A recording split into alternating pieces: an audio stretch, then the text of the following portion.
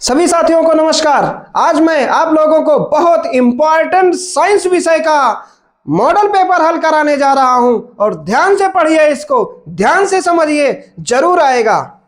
देखिए, पहला प्रश्न है, विद्युत धारा मापने वाले यंत्र एमीटर को परिपथ में किस क्रम में जोड़ा जाता है? जी हाँ, विद्युत धारा जो मापने वाला यंत्र है एमीटर को परिपथ में किस क्रम में जोड़ा जाता है, ऐसा कह रहा है प्रश्न भैया। इस श्रेणी क्रम में जोड़ा जाता है। किसमें? श्रेणी क्रम में। अगला प्रश्न देखिए, वसा के पाचन के लिए कौन सा एंजाइम उत्तरदायी है? तो वसा के पाचन के लिए आपने पढ़ा होगा लाइपेज उत्तरदायी होता है। अगला प्रश्न देखो, बहुत बढ़िया प्रश्न, जरूर आ सकता है। लेंस की क्षमता का एसआई मात्रक, लेंस की क्षमता के एसआई का मात्रक होता है डायोप्टर।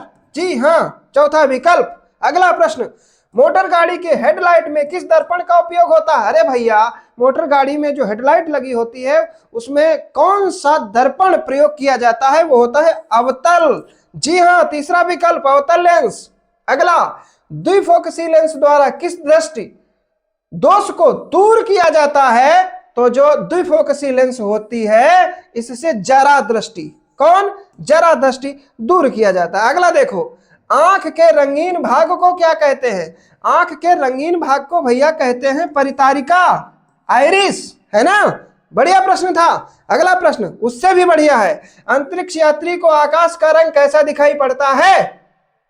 जो लोग अंतरिक्ष में होते हैं उनको आकाश देखने पर कैसा लगता है जानते हो? काला लगता है, काला। अगला प्रश्न है, आवेश का एसआई मात्रक। आवेश का एसआई मात्रक भाई कूलाम होता है, ठीक है ना? क्या होता है? कूलाम होता है। निम्न में से प्रतिरोध किस पर निर्भर करता है?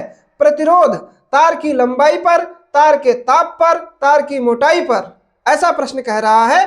तो इसमें जो है तार की लंबाई पर, तार के ताप पर, तार की मोटाई पर, इसमें चौथा होगा, इनमें सभी पर निर्भर करता है, ठीक है ना? चलो भाई, अगला प्रश्न देखो, बढ़िया प्रश्न है। गर्म करने पर चुंबक का चुंबकत्व कैसा होता है? गर्म करने पर चुंबक का चुंबकत्व हो जाता है नष्ट।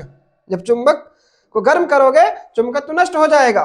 कांसा मिश्र धातु है, कांसा होता है वो होता है कॉपर और जिंक का मिश्रण, इसलिए पहला विकल्प सही हो गया। पौधों में जल तथा खनिज लवण का संवहन किसके द्वारा होता है? तो जो पौधे होते हैं उसमें जल और खनिज लवण का जो संवहन होता है वो जाइलम के द्वारा होता है, ठीक है ना? बढ़िया प्रश्न था।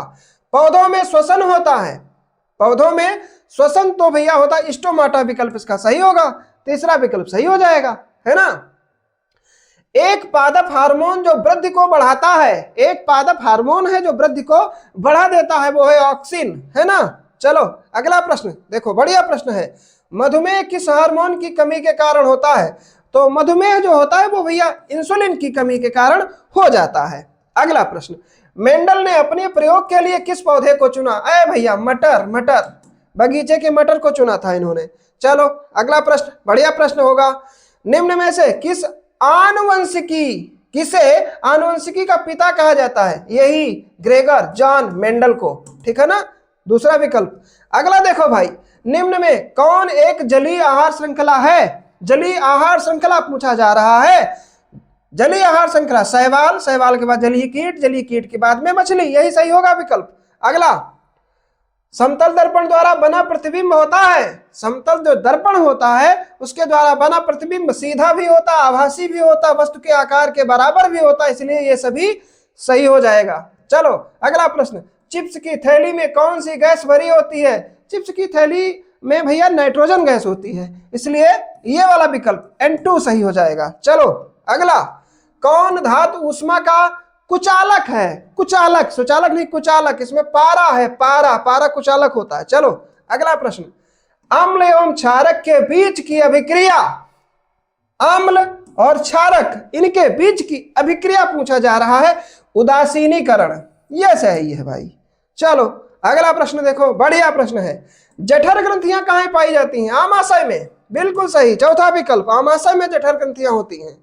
मनुष्य के हृदय में कितने कोष्ठ होते हैं? 4 होते हैं, 4 कोष्ठ होते हैं। कितने?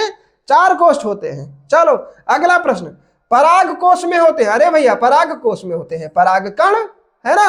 चलो अगला प्रश्न देखो, अगला प्रश्न है, किस दर्पण का दृष्टि क्षेत्र विस्तृत होता है? यह उत्तल लेंस है। उत्तल लेंस का जो दृष्टि क्षेत्र है यह विस्तृत होता है ना। अगला देखो भाई, किस लेंस की प्रक्रिया अभिसारी होती है? किस लेंस की प्रक्रिया अभिसारी होती है? ये इसका है, उत्तल लेंस की, है ना। चलो अगला प्रश्न देखो, विद्युत धारा को किस यंत्र से मापा जाता है? विद्युत धारा अभी पढ़ाया है, मीटर से मापा जाता है, ठीक है ना।